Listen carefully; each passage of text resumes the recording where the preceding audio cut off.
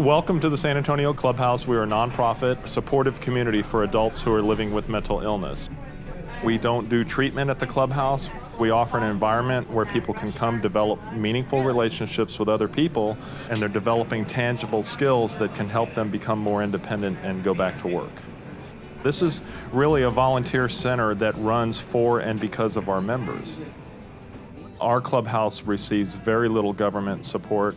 The vast majority of our funding comes from individuals and local foundations, and we have a long relationship with the Baptist Health Foundation, and frankly would not be here today without their support.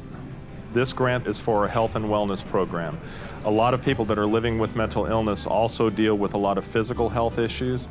This is going to allow us to bring folks in that have a background in health and wellness to track our members' progress and help them to meet their goals in terms of their own wellness, doing things like health screenings, exercise classes, providing nutritious meals in our kitchen. So this is going to help us put things in place that will help our members to live happier and healthier lives.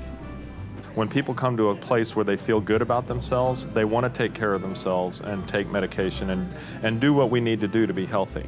I didn't know how to advocate for myself before I came to the Clubhouse. Nobody advocated for me before I came to the Clubhouse.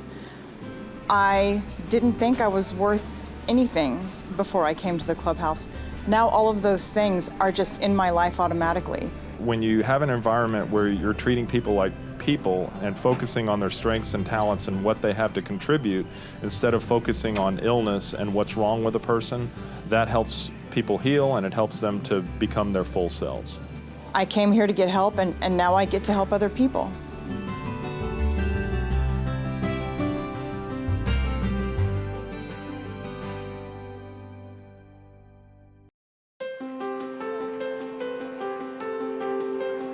The silent comes from my personal story of being a deaf person and the challenges of that, and seeing how resources have changed my life. And when I was 14 years old, I met Jesus, and that changed my life to where I saw that my deafness had purpose and it was going to be used to help people.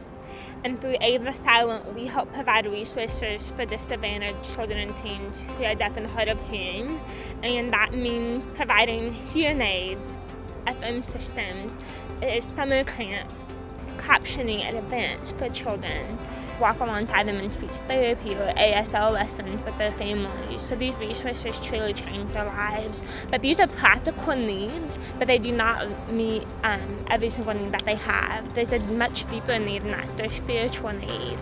I work with teenagers who are deaf, and a lot of times they have no exposure to the gospel in any form.